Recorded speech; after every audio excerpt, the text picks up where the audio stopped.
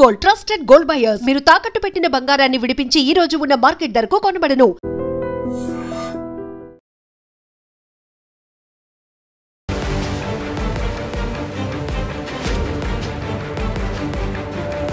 నమస్కారం, welcome to I dream. నేను మీ సంగీత. వరంగల్ చౌరస్తాలోని పోచమ్మ మైదాన్ దగ్గర ఉన్న SBI బ్యాంక్ కి కన్జ్యూమర్ కోర్టు జరిమానా విధించడం జరిగింది. ఏ రకంగా అంటే అసలు ఏం జరిగింది అనేది మనం ఒక్కసారి వివరాల్లోకి వెళ్తే, డి మల్లేశం అనే వ్యక్తి తన ఆస్తి పత్రాలను ఆ బ్యాంకులో తాకట్టు పెట్టి అతనికి కావలసిన రుణాన్ని తీసుకోవడం జరిగింది. తీసుకున్న తర్వాత వారు కేటాయించిన అన్ని నెలలు కూడా ఎక్కడా కూడా మిస్ అవ్వకుండా అతను తన బ్యాంకులో తీసుకున్న డబ్బును క్లియర్ చేస్తూ రావడం జరిగింది.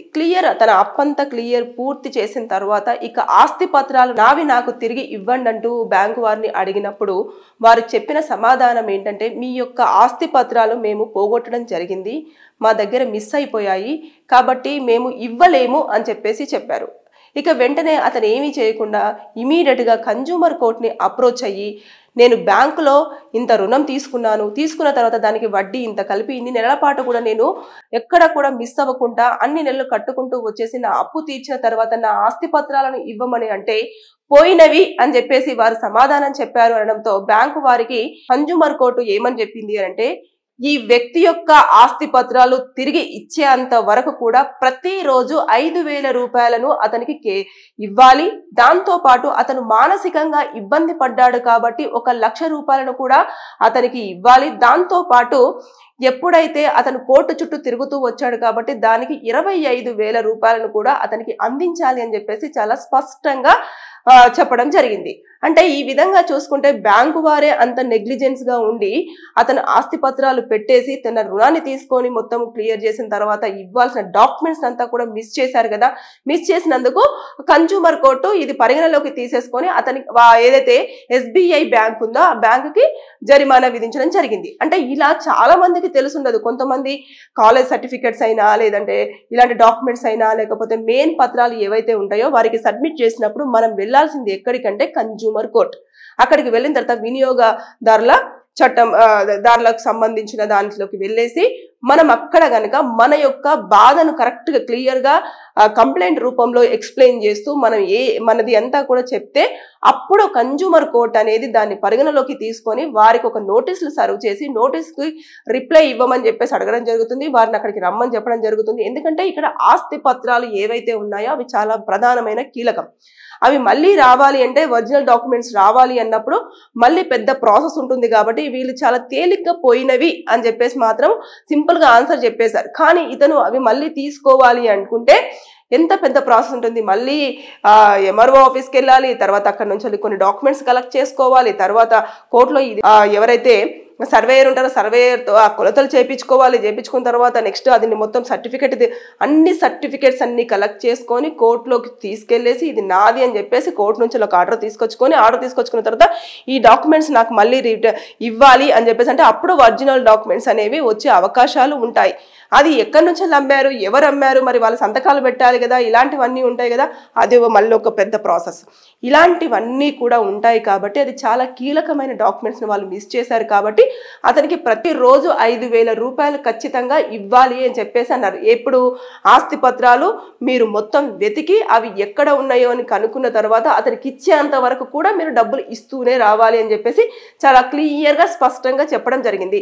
ఈ లెక్కను చూసుకుంటే చాలా మంది ఏం చేస్తారు అంటే బ్యాంకులో ఇచ్చేస్తారు, తర్వాత తీసుకుందాంలే ఏమున్నాయి బ్యాంకులో ఉంటే చాలా సేఫ్ అనుకుంటారు కదా. కానీ ఇలాంటివి కూడా చోటు చేసుకుంటున్నాయి. కాబట్టి ఎప్పటికప్పుడు మీరు ఎప్పుడైనా సరే డాక్యుమెంట్స్ ఏవైనా సరే పెట్టేసి మీరు కనుక బ్యాంకు నుంచి అప్పు తీసుకున్నప్పుడు ఆ డాక్యుమెంట్స్ని ఎవ్రీ మంత్ ఒకసారి చెక్ చేసుకోండి. సార్ నా డాక్యుమెంట్స్ ఉన్నాయా లేదా ఒకసారి నేను చూస్తాను, చూపించండి అని చెప్పేసి మీరు ఒకసారి తీసుకొని చూసిన తర్వాత నెక్స్ట్ మళ్ళీ అక్కడే పెట్టేసి రండి.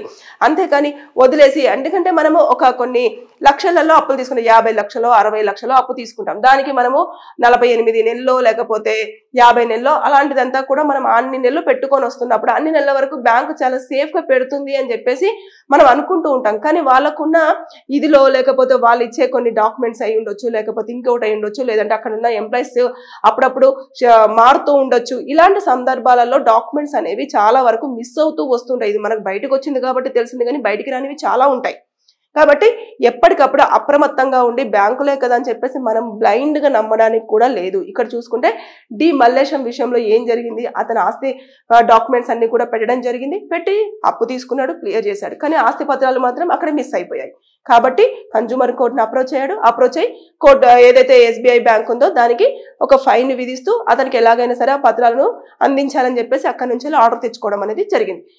ఇలాంటివన్నీ కూడా చోటు చేసుకుంటాయి. కాబట్టి మనం ఎక్కడ కరెక్ట్గా స్టెప్ తీసుకుంటే మనకు న్యాయం జరుగుతుంది అనేది మనం క్లియర్గా తెలుసుకొని ఉంటే మనకి ఎక్కడ కూడా ఎలాంటి అన్యాయం జరగకుండా మనం న్యాయం చేకూరే అవకాశాలు కూడా చాలా వరకు ఉంటాయి. సో మీరు ఎప్పటికప్పుడు కూడా లీగల్గా ఉన్న పాయింట్స్ తెలుసుకుంటూ ఉండండి.